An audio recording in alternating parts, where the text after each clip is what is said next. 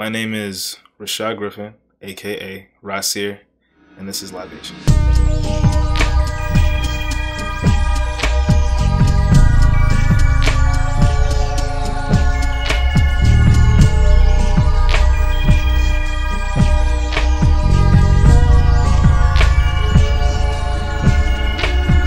As soon as somebody says that they're a hip-hop artist or a rapper of any kind and they're black, you know, young, 18 to 23 years old, it's like, he ain't got no future. He ignorant. He don't know how the real life go. Why do you think we're chasing his dream?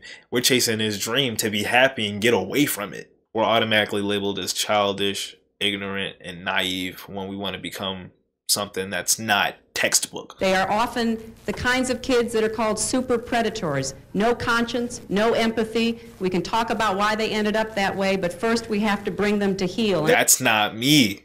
I feel I'm supposed to be an artist. I'm supposed to express myself like a certain way and create like artistic pieces on this canvas people call music. I want to be able to rally people with sounds and have them jumping up and down, having a good time and relating to me.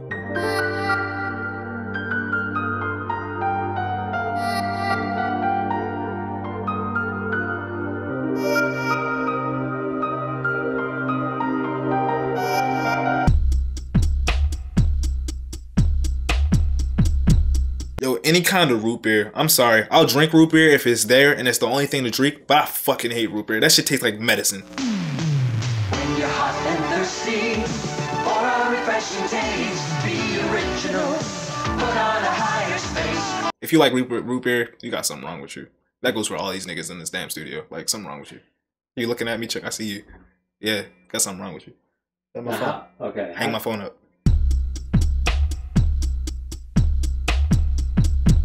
People don't realize the importance of producers, and that kind of just leads to producers always getting, like, you know, snubbed and just, like, you know, treated horribly, not getting paid. There could be written documents and producers trying to sue labels or artists, and like they still never get their money.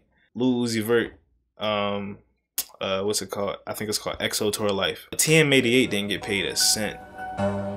As you can see, the gross beat is working, and I don't know how to explain how exactly it's working, but it slows it down in halftime. From what I've heard from XO Tour Life, and that song went big. Like, who doesn't know that song? They make memes about, like, push me to the edge. Push me to the edge. All my friends are dead. Push me to the edge. It's crazy because, like, producers get the short end of the stick almost always when they pretty much do. They do a lot of the heavy lifting when it comes to a song, because like an artist can vocalize all day, but if there's no beat, not even a kind of just background, like, you know, semblance or something like that, then like it's really nothing. Baltimore has always been, like, you know, a very important city, both in like the history of like this country and both in like music itself, but it's never been like the home or the origin of any heavy hitters or, you know, people who've made history in music itself. We have other great black artists coming right out of Baltimore.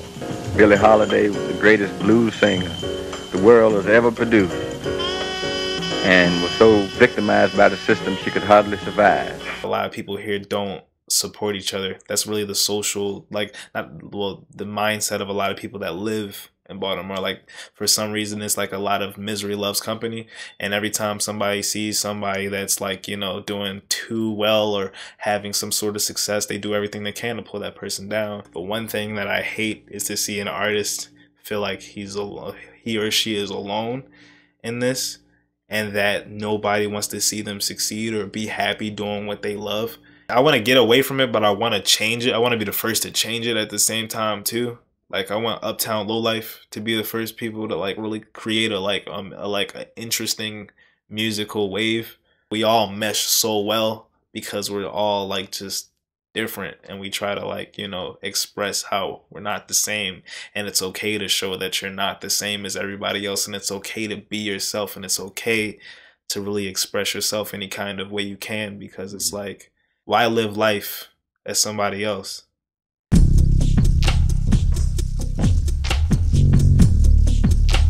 I'm introverted. I stay in the house. I don't do nothing. But the reason I come out of the house every single day, it's just seeing the reaction on their faces when I just like come and spit a hook or a verse or make a beat. It's like, it's an amazing feeling to see that people like what I like and see the vision I have with music. And it just really makes me feel like, wow, there's people that are like that really relate to what I do and how I put it together.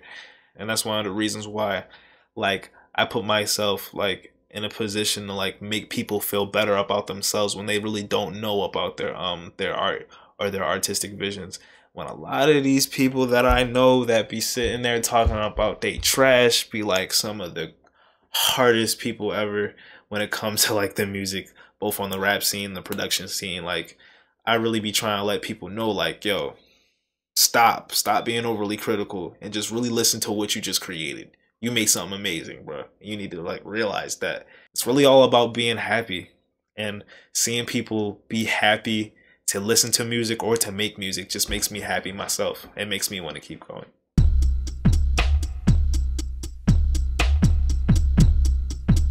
I used to sit there like contemplating and like really scratching my head like while they're crying and shit, because like I just want to sharpen my pencil, but I don't want to bother nobody, or like getting up to answer a question and shit even though I know it's the right answer and I see hella niggas getting it wrong. Like I really just used to be like, I would just tell myself like, yo, fuck what niggas think. If you gotta do some shit, do it. Like don't give anything no second thought. Just go with your gut. I came a long way from when I was 12 years old, believe me. I didn't know who the fuck I was when I was 12. Didn't know who the fuck I was when I was 14. Didn't know who the fuck I was all the way up until I hit 16. Met that nigga. Pyrex. Laying on the carpet right now. Met him and really started to realize who the hell I was. Met this nigga Chuck. Yeah. Started to really realize who I was even more, and started to realize how much more I love uplifting people, because how much he uplifts me. Be your fucking self and don't think too much. Live in the moment. Just live in the fucking moment and enjoy it.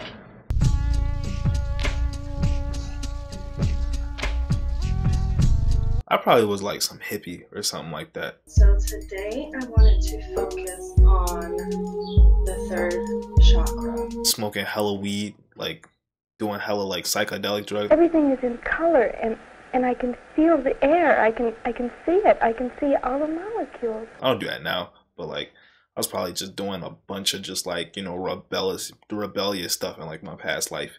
And just like that's probably the reason why I won't really let anybody ever telling me how to live.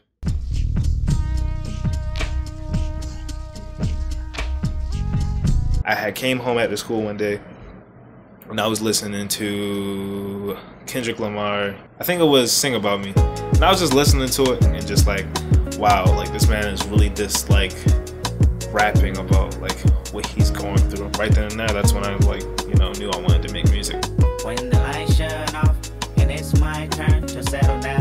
My main concern, promise that you will sing about me. I always was a fan of hip hop and stuff, but like I never thought I would be a rapper or anything. But then like I started doing like battles and stuff in like first period, and like that kind of pushed me to like, you know, like, yo, come to class next week or tomorrow with a verse written or freestyle or something. Like we would just all like, you know, kick verses. In 10th grade, got a little bit more serious and was like, yeah, I want to make music. Like I want to straight make music, and got serious like right off the rip. And I was garbage. Like I was so terrible at music, and I just like was like, yeah, I'm just going to do this. It is what it is. And I ran with it. Got my mind racing like Michael Johnson in 97. Position you never could fuck with my vision. That's all I breathe. You still got it. I've been had it. I've been a savage. All these niggas 21 average. It's my way of like living in this like, you know, world of like, you know, all this stuff going on. That boy leg look broke. Gray seemingly in pain and screaming. The governor of Maryland has declared a state of emergency. Some people gathered in front of City Hall to hear speeches in support of the Baltimore protesters. The Baltimore Police Department is now involved in one of the biggest scandals in U.S. law enforcement history. And I know Baltimore. I have so many friends. David Cordish and a whole group of people. All this like you know, anger within society itself, and just all this like hate being thrown around, and like me just living in all of it and watching it all. And it's kind of just my like passion, and it gives me light, and it gives me hope to like be able to, you know, live and be happy regardless of like my situation.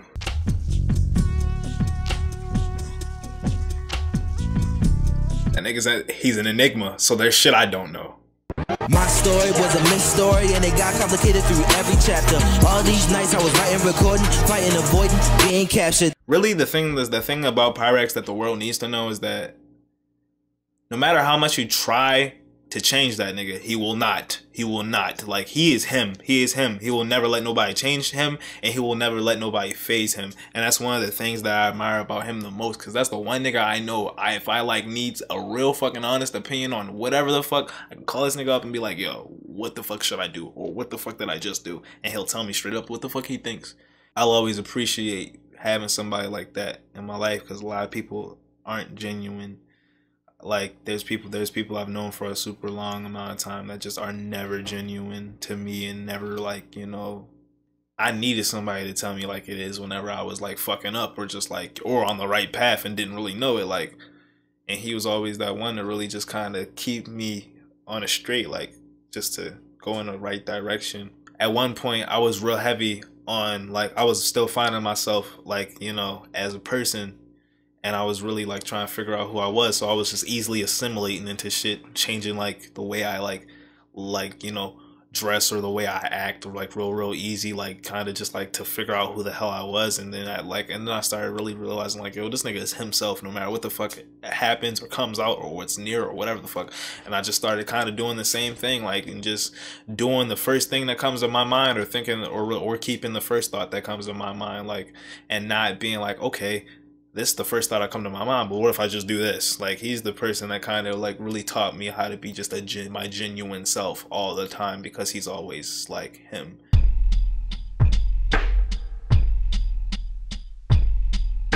First of all, J.A.M a serious ass nigga, but that nigga is a funny ass nigga when he wants to be, and that nigga will have you rolling. I'm hearing tones another day up in the urban struggle. Keep balance for you tumble. I keep us in the chords, keep draggers in the quarters, and niggas in these quarters, just like a deck of figure. J.A.M kind of gave me that like impression of just somebody who doesn't play around when it comes to like business or working, and I kind of needed like that kind of like figure in my life to kind of like get me in the same mindset when it came to music, and kind of help me mold and sculpt my mindset or my work ethic, because it was kind of just, it was J.A.M and somebody else who I could really consider my mentor, Amir Hassan, back when he was in Uptown Lowlife. It was really just them two really just kind of sculpting me as an artist, and me to like really figure out like how to carry myself and stand for something, because you know, if you don't stand for something, you'll fall for anything. You got to stand for something, or you'll fall for anything. They really kind of help push that foundation into my mind to really be about my music and be about my business no matter what. And like, he's from New York, you feel me? So you're like, sometimes you get that man happy, he'll be like, "You heard?" He'll be like, "You heard me?" Or we'll get him mad and he'll be like, "Yeah," or he'll get really like, that man, that's a different breed right there. Like, he my nigga, he cool as fuck.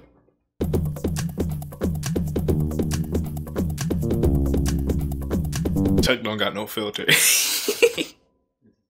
This man don't got no filter, bro. I've heard this man say some wild shit.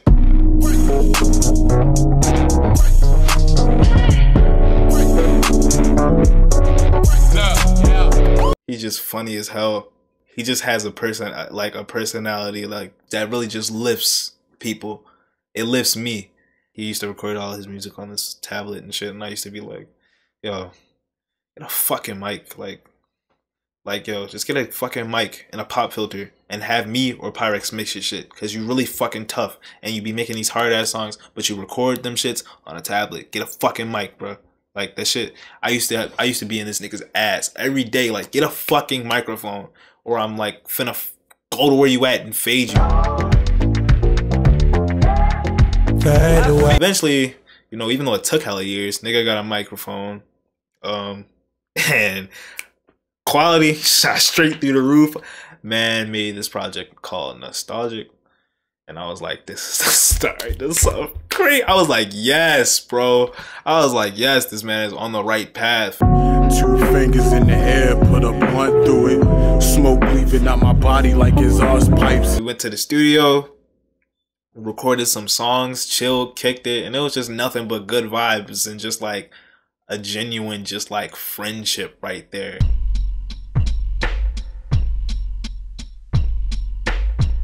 Uptown Lowlife coming hard 2018. Uptown Lowlife coming hard 2019. Uptown Lowlife coming hard for the rest of eternity. Night Swim coming hard for the rest of eternity. And everybody else that I fuck with and know that I fuck with coming hard for the rest of eternity. It's real. It's Rasiir. Thank you for watching Libations.